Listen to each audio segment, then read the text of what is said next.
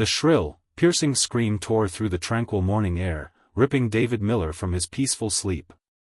It wasn't the usual sound of a car alarm or a barking dog. This was a scream of pure, unadulterated outrage, quickly followed by a sputtering, indignant shriek.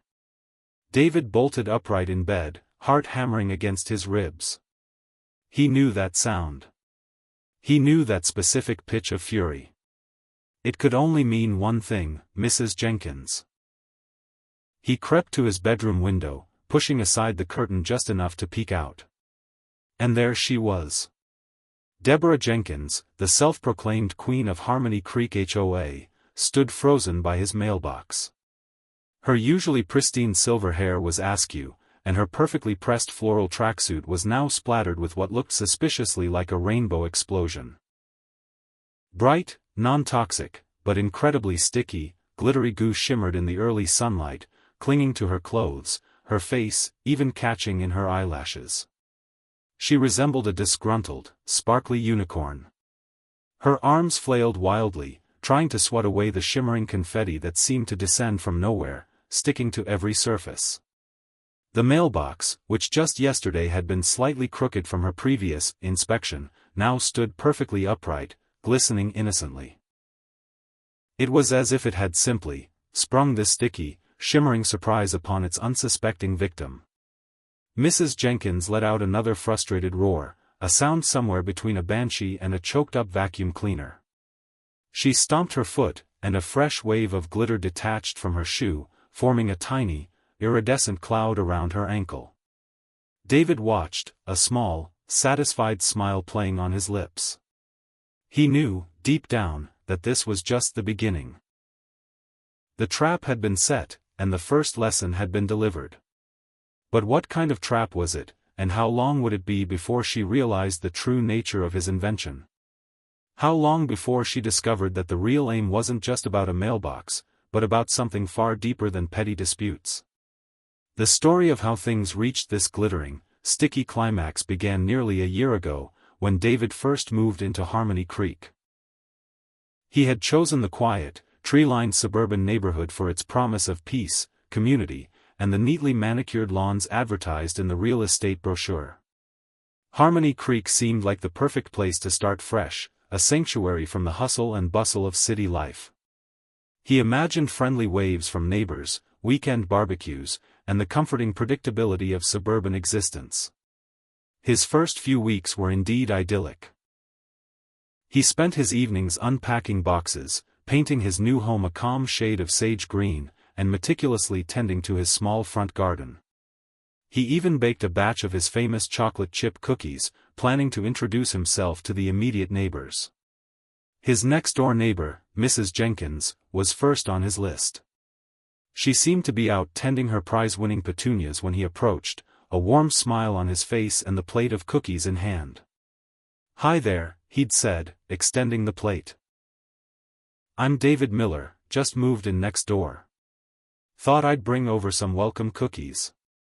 Mrs. Jenkins straightened up slowly, her face a mask of severe disapproval. Her eyes, magnified by thick glasses, scrutinized the plate of cookies as if they were a biohazard. "Mr. Miller," she stated, her voice sharp and brittle, like dry leaves crunching underfoot. "While I appreciate the sentiment, it is customary in Harmony Creek to formally introduce oneself at the next HOA meeting." And, she paused, her gaze dropping to his neatly trimmed lawn, "Your grass is precisely 1/4 inch too tall. The HOA regulations clearly state that turf grass must not exceed 2 inches in height. You'll find a copy of the covenants in your welcome packet, which you should have received by now. Article 7, Section B." David's smile faltered. He glanced at his lawn, then at her perfectly manicured petunias, then back at her unyielding face. He felt a small pang of disappointment, but he tried to brush it off. Maybe she was just having a bad day. He retreated, cookies untouched, the promise of friendly waves already dimming. He later learned that the welcome packet contained over 200 pages of meticulously detailed rules, regulations, and bylaws, printed in a tiny font that strained his eyes. He also learned that Mrs. Jenkins had been the HOA president for the past 15 years, a reign marked by strict enforcement and an almost obsessive attention to minor infractions. The mailbox incidents began subtly. First, a small, almost imperceptible scratch appeared on the polished chrome flag of his mailbox. David shrugged it off, perhaps a passing cyclist, or a child's toy. Then, a few weeks later, a noticeable dent appeared on the side. This time, he felt a prickle of unease. His mailbox was sturdy, a standard-issue black box on a wooden post. It didn't just dent itself. He remembered Mrs. Jenkins's recent complaint at an HOA meeting about the inconsistent aesthetics of mailboxes in the cul-de-sac. David's mailbox, being black instead of the approved, colonial white, was apparently an eyesore. He decided to paint it white, hoping to appease her. He spent a Saturday afternoon sanding, priming, and painting, making sure it was perfect. The next morning, he found a sticky note plastered to it. While the color is now acceptable, the post appears to be leaning ever so slightly. Article 9, Section D, mailbox posts must be plumb and level. He measured it. It was off by a millimeter. A millimeter. David sighed, feeling a weariness settle over him that had nothing to do with physical exertion. It was the weariness of dealing with someone who seemed determined to find fault, no matter how small. He fixed the post, of course. He believed in doing things right, even if the motivation was to avoid a petty fine. He tried, genuinely tried, to be kind. He saw Mrs. Jenkins struggling with her groceries one afternoon and offered to help carry them to her door. She stiffened, clutching her bags tighter. "I am perfectly capable, Mr. Miller," she had said, her voice frosty, "and I believe you've left your garden hose on your lawn." Article 12, Section F. No garden implements or hoses are to be left visible on private property after dusk. He hadn't even finished raking, and it was still afternoon. He simply smiled, a tight, forced smile, and wished her a good day. It was becoming clear that his attempts at goodwill were not just unappreciated, but actively rebuffed. The dents on his mailbox became more frequent, more pronounced. It was always his mailbox. Never Sarah's cheerful blue birdhouse mailbox across the street, never Tom's sturdy brick one down the block. Just David's. One morning, he found the flag broken off entirely. That's when he installed a small, inexpensive security camera, hidden discreetly in the shrubbery nearby. He didn't want to accuse anyone, but he needed to know. He was still holding on to the belief that there was some misunderstanding, some reason behind the constant targeting. He watched the footage carefully for 2 days. On the third day, the camera went blank. He found it later, smashed beyond repair, lying in his flower bed. A cold, hard knot formed in David's stomach. This wasn't accidental. This wasn't a misunderstanding. This was deliberate, calculated vandalism. And he had a strong suspicion who was behind it. His initial desire for peace and harmony in Harmony Creek was slowly being eroded, replaced by a growing sense of injustice and exasperation. He spoke to a few other neighbors, cautiously asking if they'd experienced similar issues. Sarah, a kind woman with a perpetually worried expression, just shook her head sadly. "It's best not to cross Mrs. Jenkins, David," she whispered, glancing nervously towards her own perfectly compliant mailbox. "She has a way of making life very difficult." Tom, a retired veteran, just grunted. "She runs this place like a military base. Pick your battles, son." David felt increasingly isolated. He was a kind man, a patient man. He believed in turning the other cheek, in finding common ground, in resolving conflicts through dialogue and understanding. But Mrs. Jenkins seemed to operate on a different wavelength, a frequency tuned only to rules, power, and petty vengeance. He had tried talking to her directly about the damaged mailbox, calmly explaining the cost of repairs and the inconvenience. She had simply folded her arms, her lips thin. "Mr. Miller," she had said, her voice dripping with mock concern, "Are you implying that I, the esteemed president of the Harmony Creek Homeowners Association, would engage in such an uncivilized act? Perhaps you should ensure your property is adequately maintained to avoid such unfortunate incidents." She then handed him a formal notice of a $50 fine for unauthorized mailbox repair due to non-standard post installation. The post he had just fixed to her previous demand. The absurdity of it all was overwhelming. David spent countless nights staring at his ceiling, replaying every frustrating encounter, every snide remark, every damaged piece of property. He considered moving. He considered legal action. He considered simply ignoring her, but that felt like admitting defeat, like letting a bully win. He thought about the inspiring words his grandmother used to say, "Kindness is a strength, not a weakness." But sometimes, dear, even kindness needs a little bit of cleverness to shine through. He realized that being kind didn't mean being a doormat. It meant finding a way to address the issue that was both effective and, crucially, didn't sink to her level of malice. He would not stoop to vandalism or aggression. He needed something different. Something that would make her think, make her stop, without causing real harm. He needed a trap. The idea solidified in his mind after the fourth, and most egregious, mailbox incident. He woke up one Tuesday morning to find his mailbox wasn't merely damaged, it was gone. The post was snapped clean off, and the mailbox itself was nowhere to be found. In its place, shoved roughly into the ground where his post had stood, was a grotesque, lopsided birdhouse painted in garish neon colors, clearly in violation of every HOA aesthetic rule imaginable. And, naturally, tucked beneath it was another fine notice, violation, unapproved mailbox structure. Section 9, Article D, fine, $200. David stared at the monstrosity, his jaw slack. The birdhouse was hideous, an affront to all good taste. It was clearly Mrs. Jenkins's handiwork, a taunt, a clear message that she could do whatever she pleased, and he would pay for it. He felt a surge of pure, hot anger, hotter than he had ever felt before. He wanted to march over to her house, knock on her door, and demand an explanation. But then, his grandmother's words echoed in his mind, cleverness. He walked back inside, took a deep breath, and sat down at his kitchen table. He pulled out a notebook and a pen. He wouldn't fight fire with fire. He would fight it with glitter. And maybe some other things. He spent the next few days in a haze of research and clandestine trips to the hardware store and craft supply shops. He sketched designs, considered mechanics, and discarded ideas that were too aggressive or too obvious. He needed something triggered by interaction with the mailbox, something that would deliver a memorable, harmless surprise.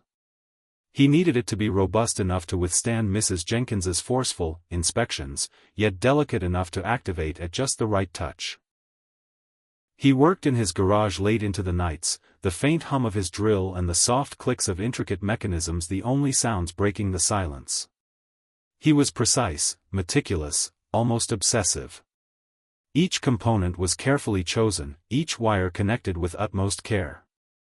He tested the trigger mechanism dozens of times, using a broom handle to simulate a curious poke or a forceful shove.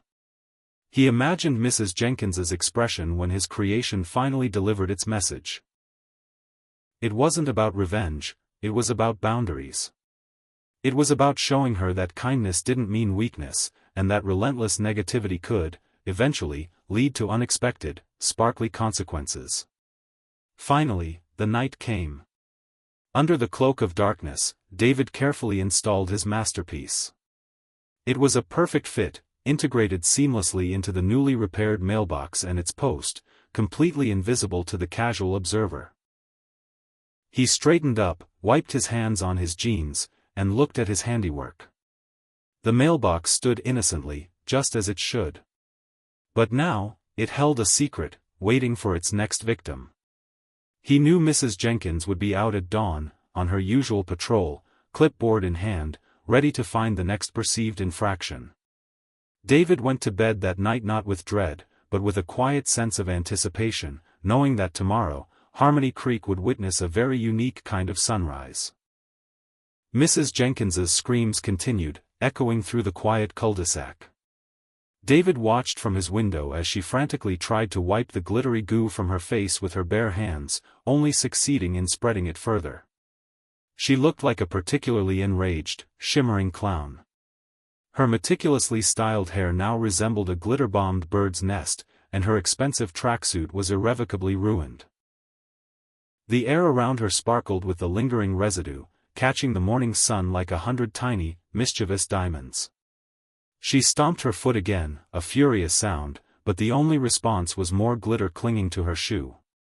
The mailbox, meanwhile, remained steadfast and pristine, an innocent sentinel of suburban delivery, its hidden mechanism now reset and ready for another inspection.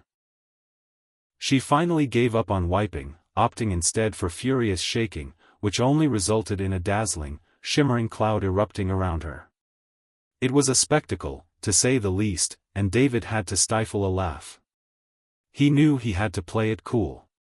He couldn't be seen enjoying her predicament, not yet anyway.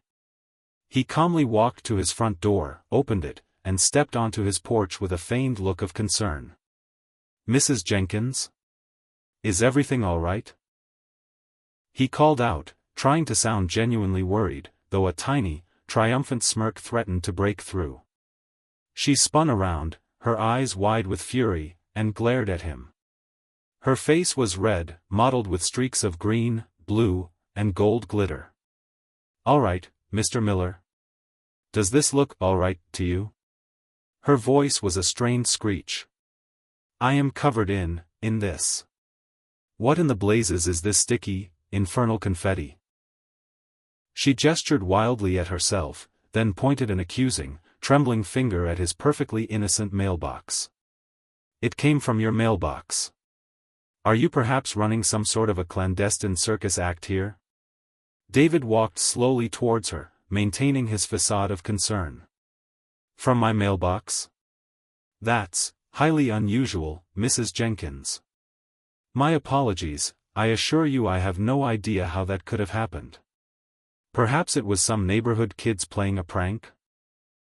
He kept his voice even, his expression placid. He even managed to tilt his head slightly, as if genuinely puzzled. She scoffed, crossing her arms, which only served to make more glitter adhere to her. "Kids? Don't be absurd, Mr. Miller. This is clearly some sort of device. I was merely conducting my routine HOA inspection, ensuring your mailbox met the aesthetic and structural guidelines, and suddenly, poof. This abomination attacked me." Her voice rose in indignation, drawing curtains back from nearby windows. David saw Sarah peek out, then quickly duck back in when Mrs. Jenkins glanced her way. "Well, I'm terribly sorry, Mrs. Jenkins," David repeated, picking up a stray piece of iridescent confetti from his lawn. "I've had so much trouble with this mailbox lately, perhaps it has some sort of malfunction. I'd be happy to help you clean up, though." He offered her a clean garden hose. She recoiled as if he had offered her a venomous snake. "Don't you dare. I will handle this myself, and rest assured, Mr. Miller, there will be consequences for this unprecedented assault." She huffed, spun on her heel, and marched back to her house, leaving a sparkling trail of evidence behind her. David watched her go, a genuine, wide smile now spreading across his face. The initial shock had clearly rattled her, but she hadn't figured out the trap. Not yet. The mystery was still intact. The rest of the morning passed in a strangely peaceful quiet. David fixed himself a large breakfast, the lingering image of a glitter-bombed Mrs. Jenkins adding an extra dash of sweetness to his coffee. He knew this wasn't over. Her threat of consequences was as predictable as the sunrise.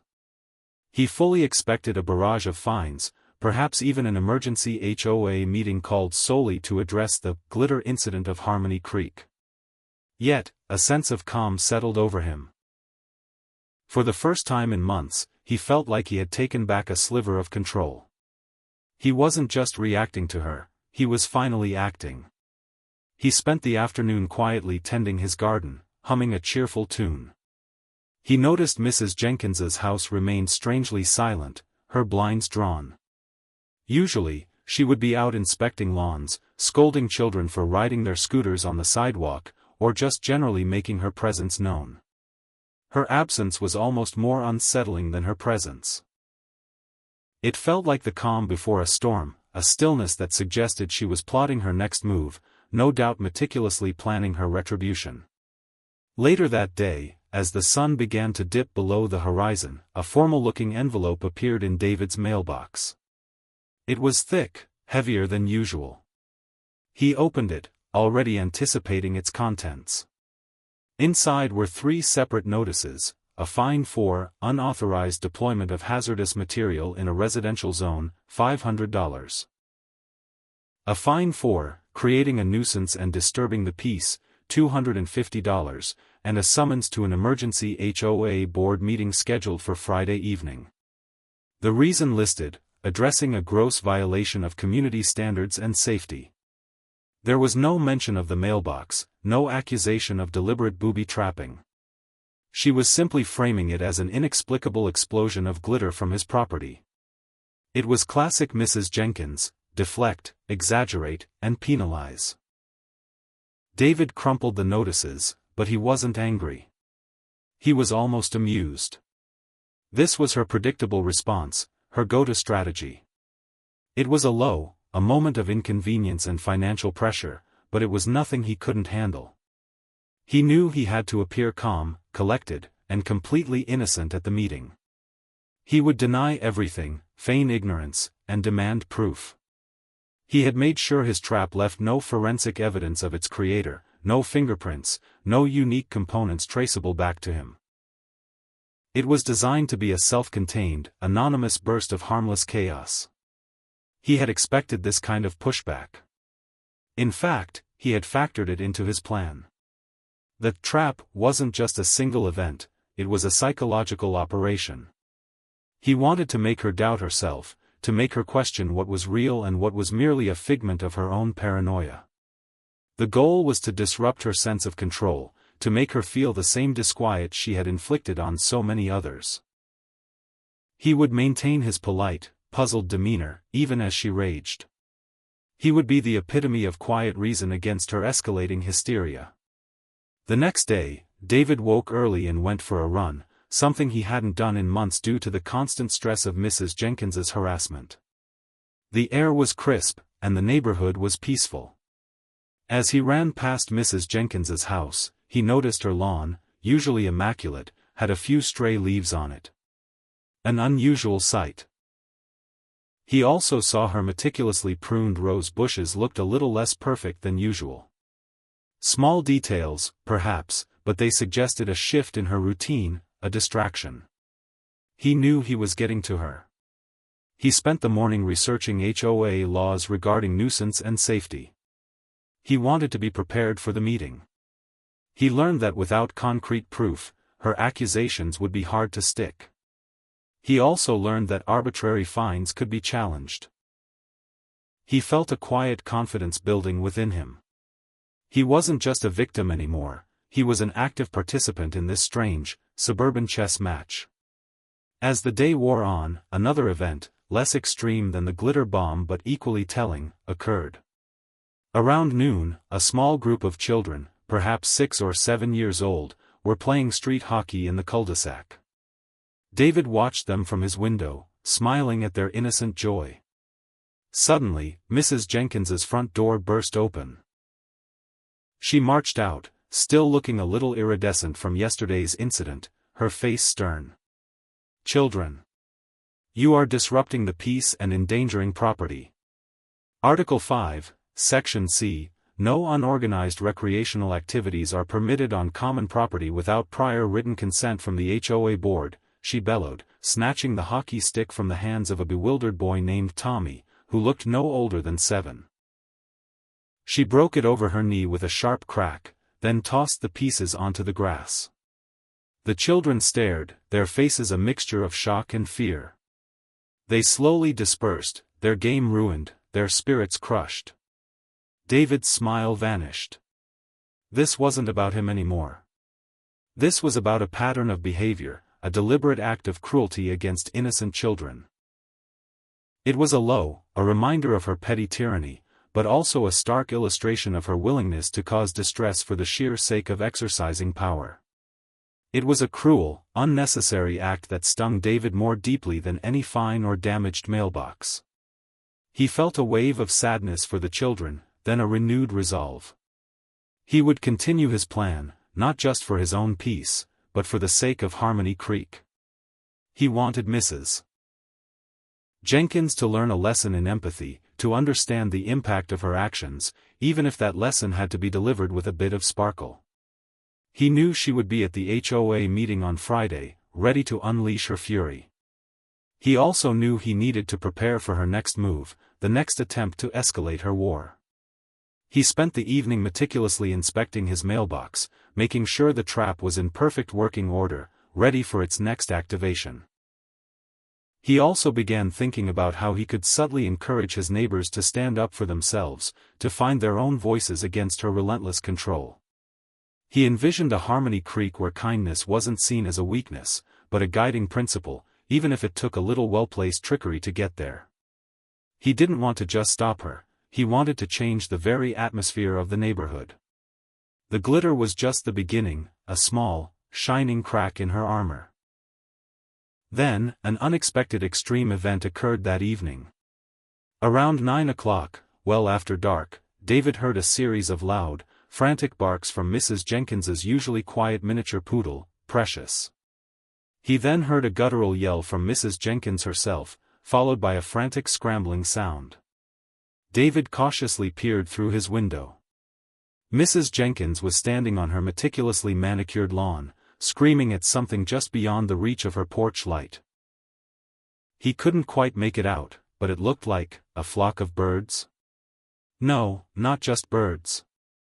They were large, dark shapes, flapping erratically, and they seemed to be pecking at something on her perfect green lawn. Precious was barking hysterically, circling Mrs. Jenkins's legs. Mrs. Jenkins was swatting wildly with her hands, yelling about vermin and unclean beasts. David squinted, trying to discern the nature of the chaotic scene. As one of the large, dark shapes flapped into the faint glow of a street lamp, he saw it clearly. Not birds. Pigeons. Dozens of them. They were everywhere, strutting across her lawn, perched on her porch railing, even attempting to land on her head. And they weren't just any pigeons, they were adorned with tiny, brightly colored ribbons tied to their legs. They fluttered and cooed, seemingly drawn to something on her lawn. Mrs. Jenkins shrieked again, taking a wild swing at one that dared to land near her foot. It was a chaotic, feathery assault, and her prized lawn, usually immaculate, was suddenly covered in pigeon droppings. This was not his doing. Someone else was also tired of Mrs. Jenkins. But who? And how did they manage to orchestrate such a bizarre, feathery invasion? The pigeon pandemonium on Mrs. Jenkins's lawn continued for what felt like an eternity. David watched, mesmerized and completely bewildered, as she waged a one-woman war against the fluttering, cooing invaders. Her perfectly coiffed hair, already suffering from its glittery encounter, became even more disheveled as she swatted and shrieked. Precious, her tiny poodle, added to the cacophony with yaps that sounded more like panicked squeaks. It was a bizarre, almost surreal scene unfolding under the street lamp's glow. David saw her throw a small garden gnome, one of her meticulously placed lawn ornaments, at a particularly bold pigeon perched on her porch railing. The gnome missed, clattering onto the concrete with a dull thud. The pigeons, seemingly unfazed by her frantic efforts, continued to strut and peck at something on her immaculate lawn. David squinted, trying to make out what could possibly be attracting such a large flock of birds, especially pigeons adorned with those peculiar, brightly colored ribbons. It wasn't his doing, but a surge of amusement bubbled up inside him. Someone else in Harmony Creek had clearly reached their breaking point with Mrs. Jenkins, and their method of protest was, undeniably, inspired. He couldn't help but wonder if this was a new, collective form of neighborhood rebellion. After about 15 chaotic minutes, the pigeons, as suddenly as they had appeared, took flight in a great, flapping cloud, leaving behind a battlefield of feathers and, quite conspicuously, a lawn liberally dotted with fresh pigeon droppings. Mrs. Jenkins stood amidst the feathery aftermath, chest heaving, her face a mask of furious disbelief. Precious whimpered, tail tucked firmly between its legs. She then turned her gaze towards David's house, her eyes narrowed with suspicion, as if he had conjured the birds himself. David quickly retreated from his window, careful not to be seen.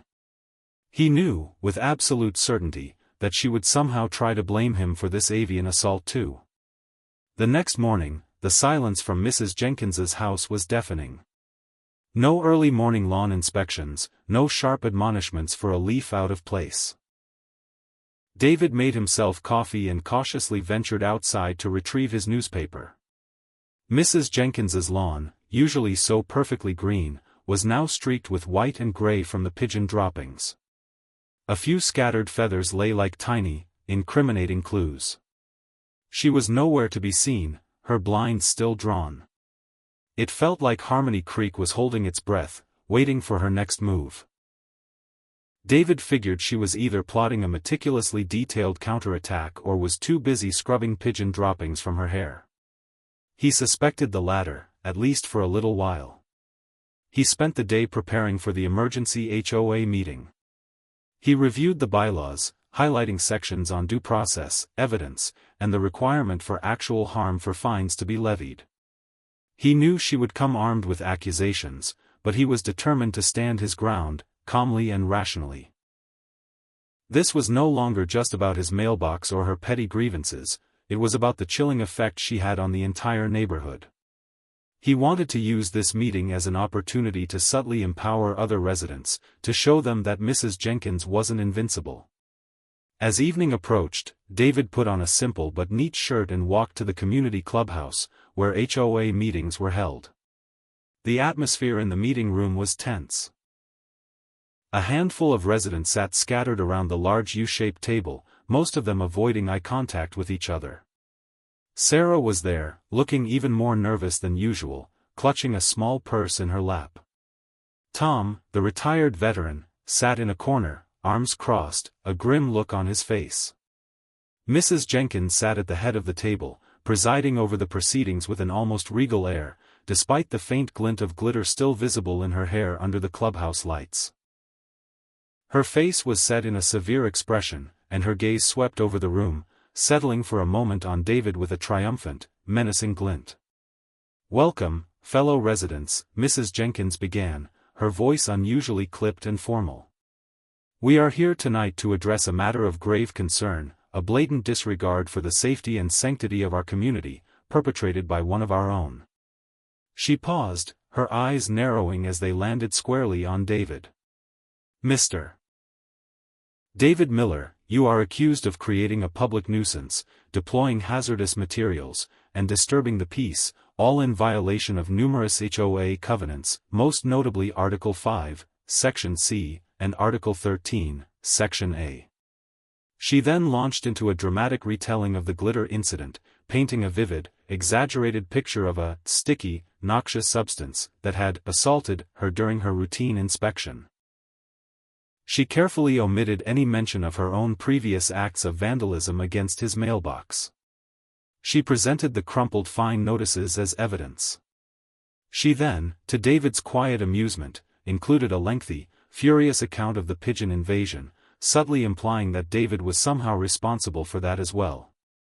"And just last night," she continued, her voice rising to a shrill crescendo, "my property was subjected to an unprecedented attack by a flock of filthy birds, leaving unsightly and unsanitary deposits all over my pristine lawn. This is clearly a pattern of harassment, Mr. Miller, and it simply will not stand." When it was David's turn to speak, he remained calm. "Mrs. Jenkins, members of the board," he began, his voice steady and even. "I am genuinely perplexed by these accusations. As for the glitter incident, I can only reiterate that I have no knowledge of how such a thing could have occurred. My mailbox has been repeatedly vandalized over the past few months, as some of you may know, and I can only assume it experienced some sort of unforeseen malfunction, perhaps as a result of that damage. I certainly did not deploy anything." He paused, looking around the table. "And regarding the pigeons, I assure you, I have no control over the local wildlife. To suggest otherwise is frankly absurd." He then calmly pointed out the lack of concrete evidence linking him to either event. "There is no proof whatsoever that I intentionally caused either of these incidents. These are baseless accusations, fueled, it seems, by personal animosity rather than facts. I respectfully request that these fines be rescinded and these accusations be withdrawn." A few murmurs rippled through the room. Sarah nodded almost imperceptibly at him. Tom grunted, a sound of approval.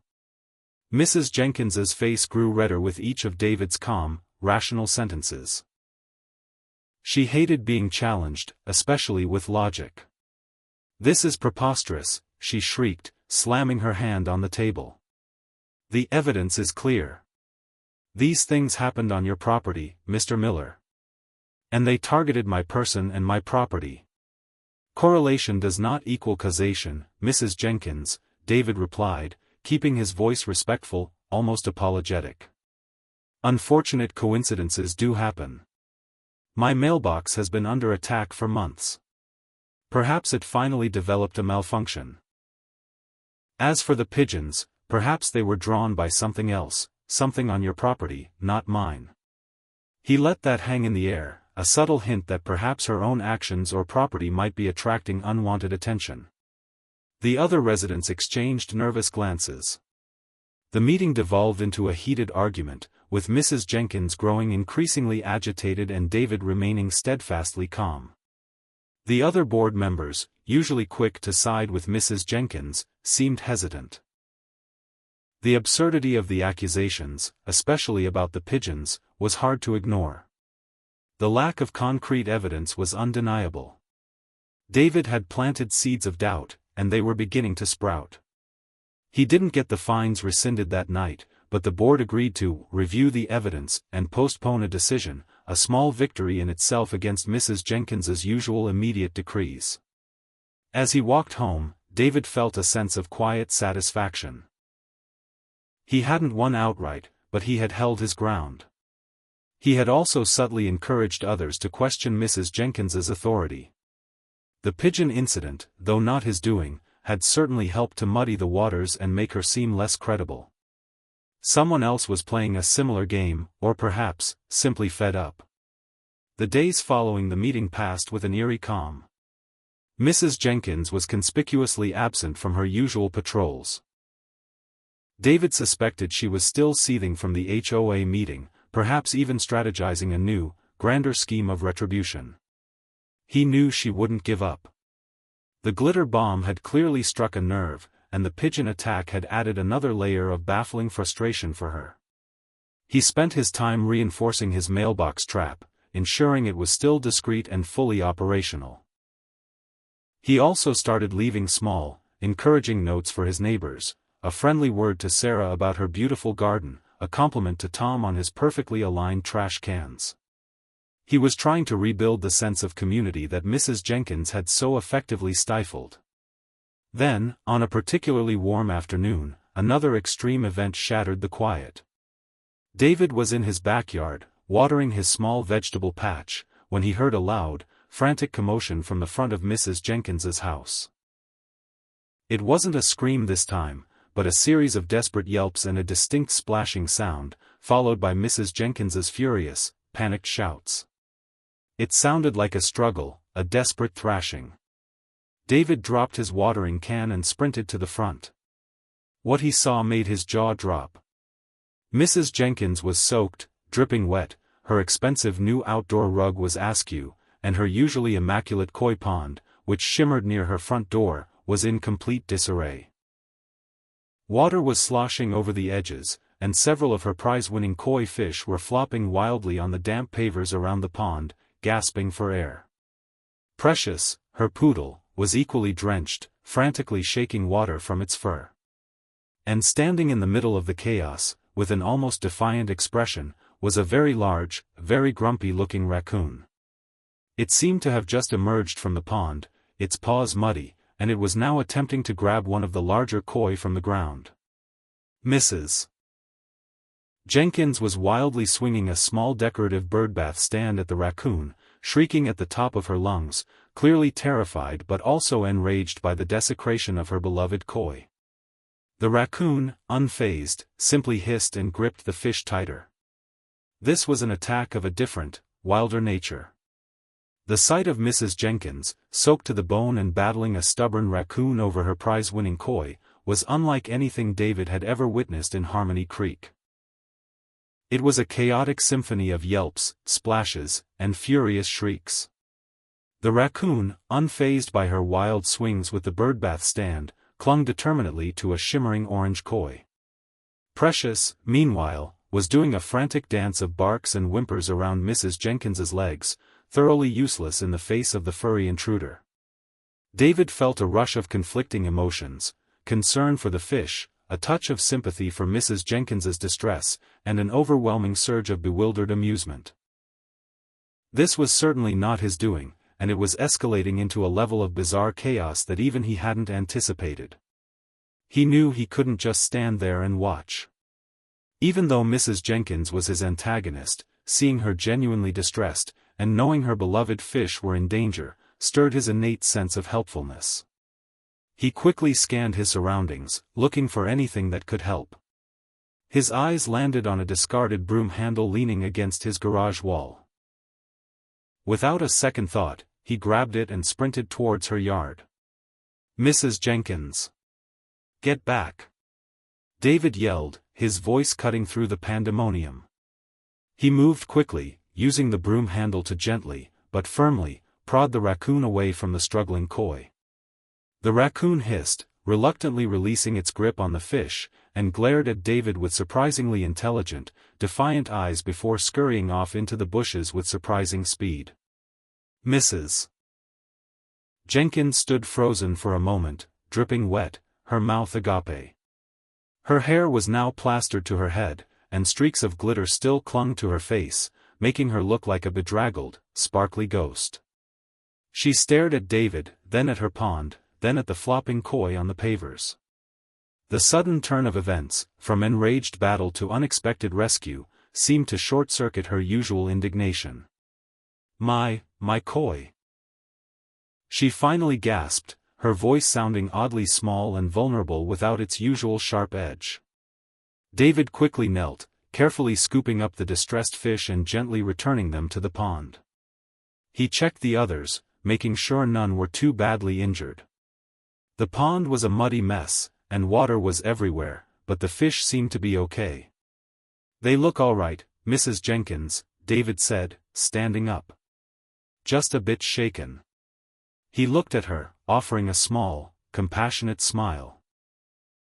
"That was quite a fright. Are you okay?" She stared at him, her eyes wide. The fury that usually animated her face was replaced by a strange mix of shock and something that looked almost like gratitude. It was a look David had never seen on her before. For a brief moment, the usual animosity between them seemed to dissipate, replaced by the shared experience of an absurd, wild animal attack.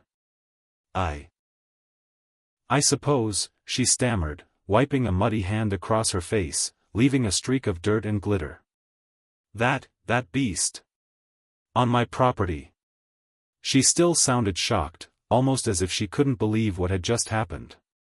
"Raccoons can be quite bold, especially around ponds," David explained, trying to keep his tone neutral. "They're always looking for an easy meal." He picked up the decorative birdbath stand she had been wielding. "You were very brave, though, to stand up to it." Mrs. Jenkins actually puffed out her chest slightly, a flicker of her old self returning. "Well, of course. No creature, wild or otherwise, is going to desecrate my property without a fight. The moment of vulnerability passed, but a lingering sense of bewilderment remained in her eyes. Perhaps you should check for any damage to your pond liner later, David suggested, trying to be helpful. I can lend you a hand if you need it.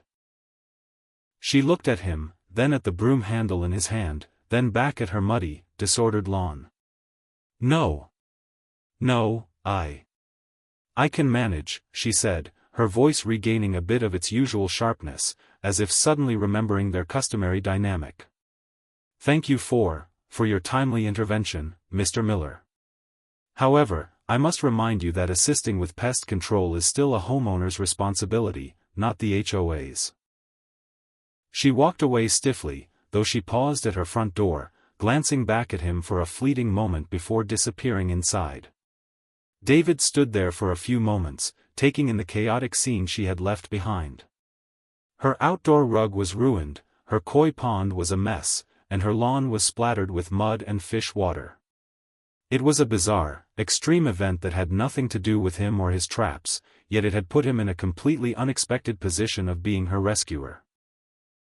He felt a strange sense of satisfaction, not because she had suffered, but because he had acted with kindness, despite everything. He had shown her a different side of himself, one that wasn't retaliatory, but genuinely helpful. He wondered if it would make any difference. The next few days were unusually quiet from Mrs. Jenkins.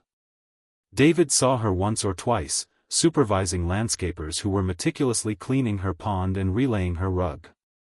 She didn't scowl at him or give him dirty looks. In fact, she avoided eye contact entirely, which, for Mrs. Jenkins, was a significant change. It was a lull in the storm, but it felt significant. David knew she was probably still processing the raccoon attack and, perhaps, his unexpected assistance. It might have chipped away at her rigid worldview, if only slightly. He continued his quiet acts of community building. He helped Sarah prune an overgrown rose bush that was encroaching on her sidewalk, something Mrs. Jenkins would surely have fined her for. He brought cookies to Tom, who shared stories of the good old days in Harmony Creek before Mrs. Jenkins became HOA president. He was trying to knit together the frayed edges of a neighborhood that had been cowed by one person's relentless strictness. He was proving that kindness could be a quiet force, slowly undermining the foundations of fear that Mrs. Jenkins had built. David also kept a watchful eye on his mailbox. The trap remained armed and ready. He hadn't seen Mrs. Jenkins approach it since the glitter incident. He wondered if she was hesitant, perhaps even a little wary, after her recent run of bizarre misfortunes. He suspected she was plotting a more elaborate, less direct form of revenge, something that wouldn't involve her directly interacting with his now seemingly cursed mailbox. Then, the calm shattered with another extreme event, this one aimed directly at David, and clearly orchestrated by Mrs. Jenkins. He woke up one Saturday morning to a cacophony of banging and sawing from his backyard. He rushed outside, rubbing the sleep from his eyes, and froze. Standing in his backyard, tearing down the perfectly good wooden fence that separated his property from the abandoned lot behind it, were two burly construction workers. And standing nearby, clipboard in hand, a smug look on her face, was Mrs. Jenkins. "What in the world are you doing?" David shouted, utterly aghast. His backyard fence, which offered privacy and security, was being systematically dismantled. Mrs. Jenkins turned, a triumphant glint in her eyes. "Ah, Mr. Miller. Good morning.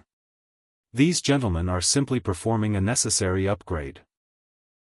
As per Article 17, Section E of the revised bylaws, all boundary fences facing common property or abandoned lots must be replaced with approved, HOA-compliant wrought iron fencing by the end of the fiscal quarter.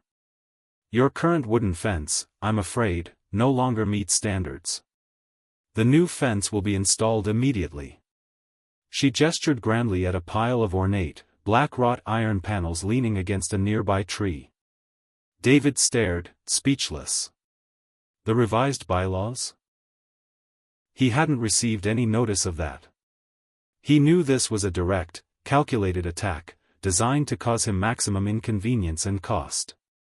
She was replacing his private, solid fence with an open, decorative one, and undoubtedly, he would be footing the bill.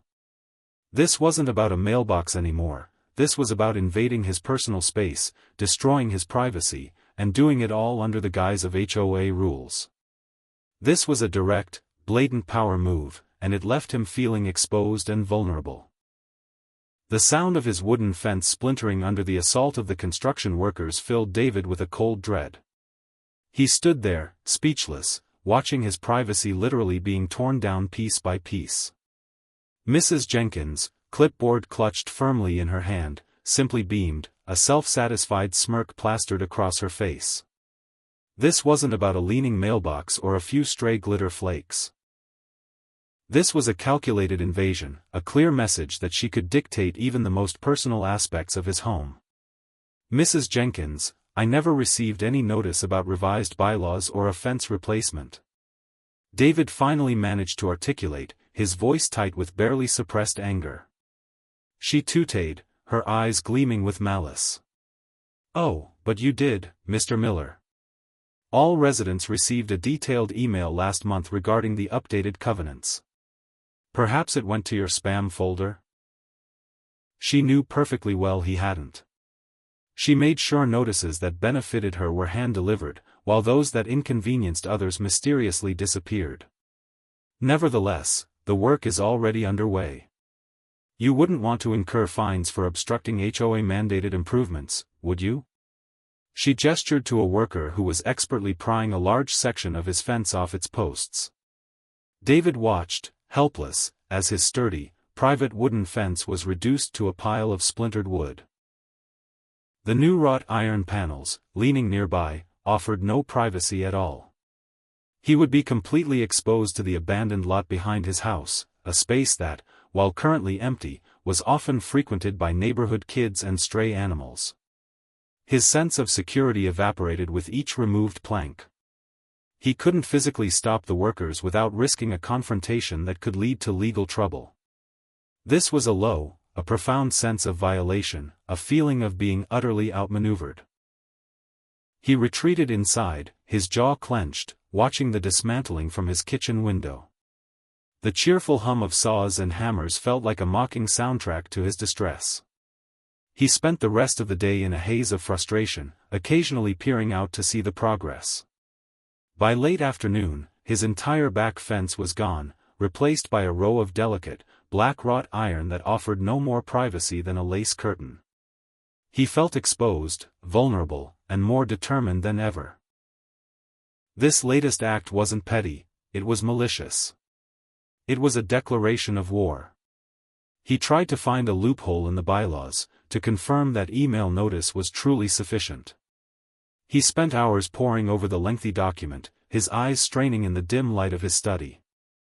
He found nothing specific about email notification for such significant changes, only a vague mention of reasonable effort to inform. It was clear Mrs. Jenkins had exploited an ambiguity, knowing most residents wouldn't challenge her. The next day, David felt the full weight of the loss of his privacy. Every shadow in the abandoned lot seemed more pronounced. He felt watched, exposed. He couldn't even relax in his own backyard without feeling vulnerable. He knew he couldn't let this stand. He had to find a way to turn this extreme event back on her, to use her own tactics against her, but in a way that truly delivered a lesson, not just a petty annoyance. He began planning his counter-move. It wouldn't be another harmless glitter bomb. This time, the trap would be more intricate, more subtle, and aimed directly at her inflated sense of control and her desire for order. He wanted to use her own obsession with rules and appearances to create a situation that would force her to reevaluate her actions. He still believed in kindness, but sometimes, kindness had to be delivered with a firm, unforgettable nudge. David spent his evenings after work not on planning his revenge, but on studying Mrs. Jenkins's routines, her fears, and her deepest desires. He knew she craved control, respect, and a perfectly ordered world. He also knew she was deeply invested in her public image as the benevolent, albeit strict, leader of the HOA. He would not damage her property or cause her physical harm. Instead, he would create a situation that chipped away at her carefully constructed facade, using the very rules she cherished against her. He would force her to confront the consequences of her tyranny, not just for him, but for the entire community. His inspiration came from an unexpected source. An old gardening book his grandmother had owned. It spoke of companion planting, of plants that naturally deter pests, and others that attract beneficial insects. It made him think about the delicate balance of nature, and how even small changes could have ripple effects. He started to formulate an idea, something that would naturally, and legally, bring about an undesirable change to her meticulously controlled environment. It would be a slow, creeping kind of trap, one that she wouldn't see coming until it was too late. He also started talking to his neighbors more openly. He shared his frustrations about the fence, not in an angry way, but with a sense of weary resignation, allowing them to see the injustice of it. Sarah expressed her sympathy, and even Tom muttered about overreach. David felt a subtle shift in the community's mood. Mrs. Jenkins's recent bizarre incidents, the glitter, the pigeons, the raccoon, combined with her increasingly arbitrary rules, were slowly eroding her authority. He was not alone in his discontent. One afternoon, a less extreme but deeply unsettling event occurred. David received a notice from the HOA board, undoubtedly orchestrated by Mrs. Jenkins, informing him that due to the unapproved nature of his backyard fence replacement, which she had mandated, he was now responsible for the full cost of the new wrought iron fence, a staggering $3,500. Not only had she torn down his fence and exposed his privacy, but she was now making him pay for her destructive act. It was a petty, vindictive move, designed to financially burden him and break his spirit. David stared at the bill, a cold fury settling in his stomach. He didn't have that kind of money just lying around for a fence he didn't want. This wasn't just a fine. It was a demand, a punitive measure designed to crush him. He crumpled the bill in his hand, a silent vow forming in his mind. He would not pay it. And he would make sure Mrs. Jenkins regretted pushing him this far. His plan began to take shape, building on the concepts he'd been researching. It involved plants, sunlight, and a very specific timing. He wouldn't directly interfere with her property this time. Instead, he would leverage the natural world and the very rules of the HOA to create an environmental trap that would slowly, inexorably, turn her perfectly manicured world upside down. He purchased specific seeds and equipment, making sure his purchases were innocuous, just typical gardening supplies. He worked late into the nights again, not in his garage this time, but carefully tending to his backyard, preparing the ground for his silent, creeping protest. He measured sunlight patterns, researched growth rates, and calculated the precise placement of his new garden. He made sure his new plantings were within his own property lines, perfectly compliant with HOA rules regarding permissible plant types and heights. Yet, he knew their eventual growth would have a profound and utterly infuriating effect on Mrs. Jenkins's meticulously kept rose garden, which ran along the side of her house closest to his property. His strategy was to create a situation where she would be forced to choose between her beloved prize-winning roses and her own HOA rules. The extreme event that ended this chapter occurred 2 weeks later, just as David's carefully planted garden began to show its first sprouts. He received a formal letter from a prestigious local gardening society, a group Mrs. Jenkins was desperate to join and whose annual Garden of the Year competition she had won for the past 5 years. The letter was addressed to him, David Miller, and it informed him that due to a new initiative for community greening and sustainable practices, his property had been selected for a special, highly visible feature in their upcoming regional magazine. They praised his innovative and environmentally conscious landscaping choices, and expressed excitement about showcasing his new shade garden initiative, specifically mentioning the rapidly growing young trees and tall shrubs he had recently planted along the boundary line. David stared at the letter, then looked out at his rapidly growing saplings. They were still small, just a few feet tall, perfectly within current HOA height limits. But they were fast-growing varieties, selected precisely for their ability to provide dense shade. And they were positioned perfectly to cast a long, ever-expanding shadow directly over Mrs. Jenkins's prized, sun-loving rose bushes for a significant portion of the day. He hadn't sent anything to the gardening society. This was an unexpected, almost miraculous turn of events, a stroke of pure, unadulterated luck. Someone, perhaps an admiring neighbor, had submitted his garden for consideration. This was the most effective trap yet.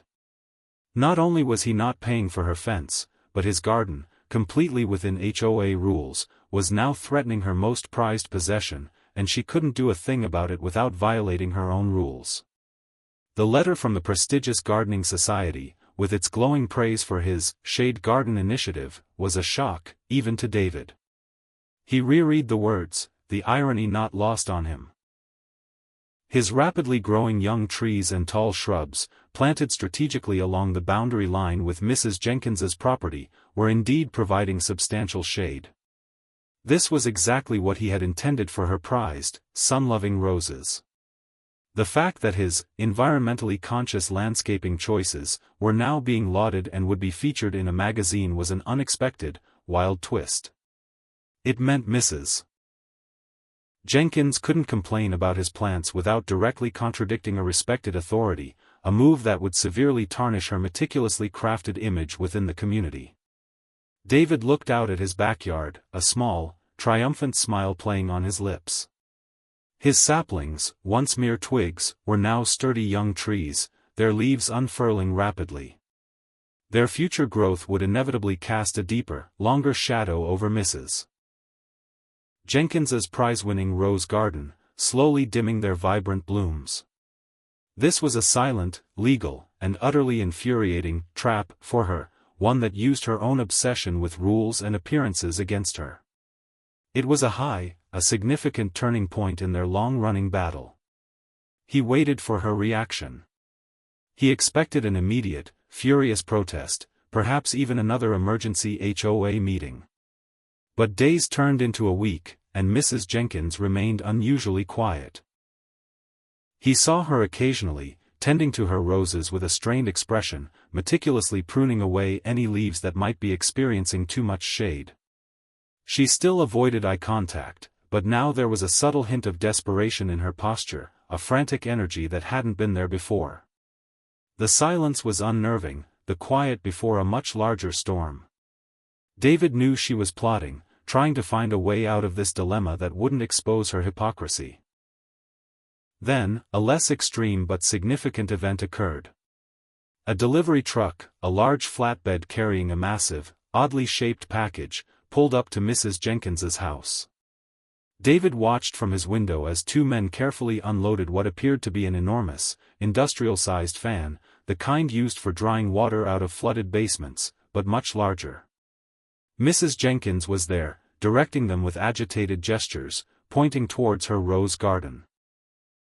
David realized, with a jolt of amused surprise, that she was attempting to compensate for the increasing shade from his plants by artificially creating more sunlight with a giant fan, or perhaps just drying any lingering dew to prevent fungal growth that shade encourages.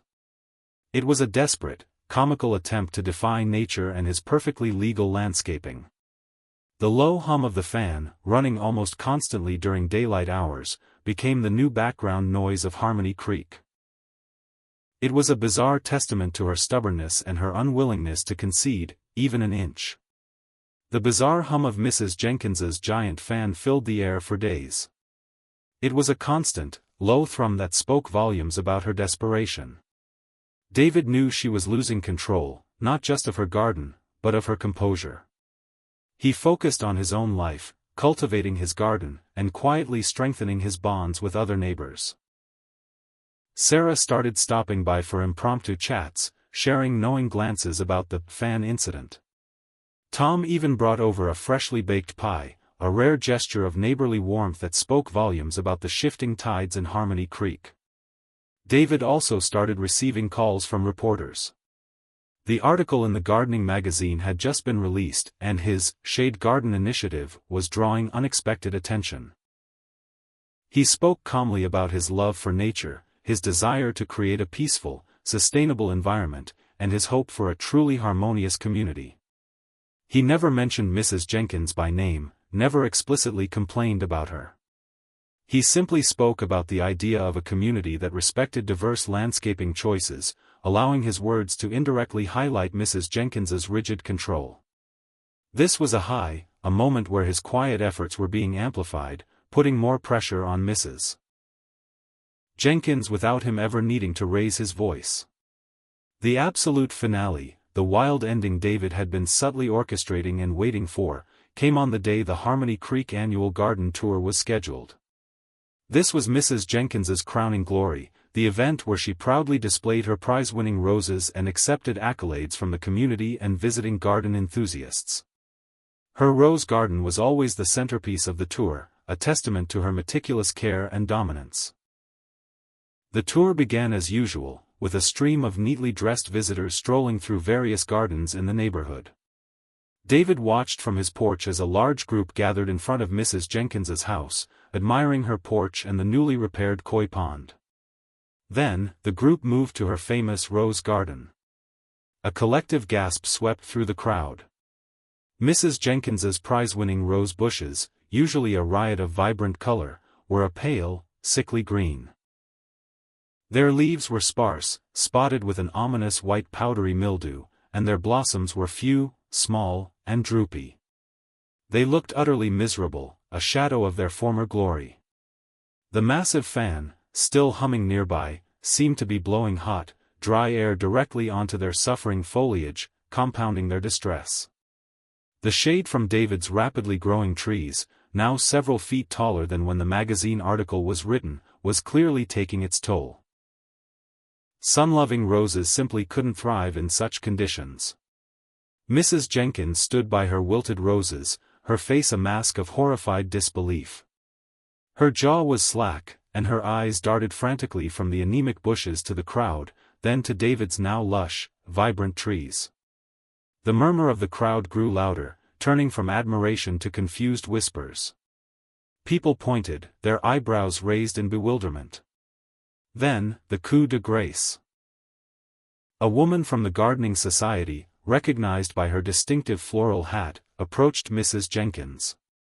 "Deborah," she began, her voice dripping with thinly veiled disappointment, "what a challenging year for your roses.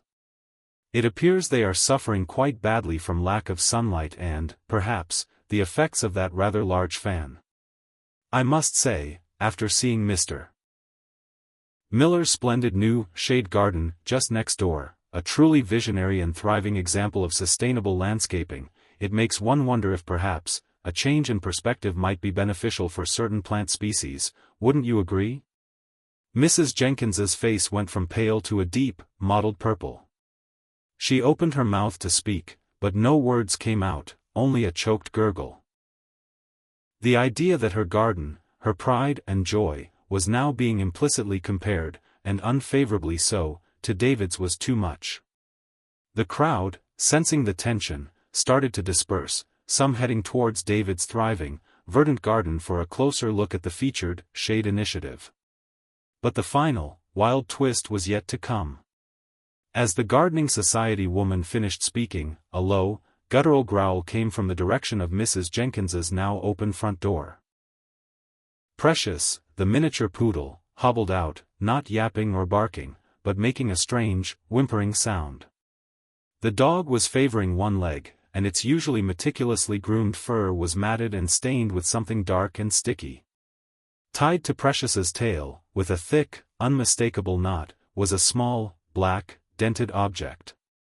It was David's original mailbox flag, the one that had been broken off months ago. Mrs. Jenkins's eyes widened to saucers as she saw it. The crowd, curious about the dog, followed her gaze. Precious, whimpering again, shook its tail, and the small, damaged flag flopped back and forth, a clear, unmistakable piece of evidence of her past vandalism, now literally attached to her beloved pet, exposed for all to see. It was a final, accidental revelation, a perfect and utterly wild ending that David could never have planned. The ultimate trap, sprung not by him, but by the universe itself, using her own dog as the unwitting messenger.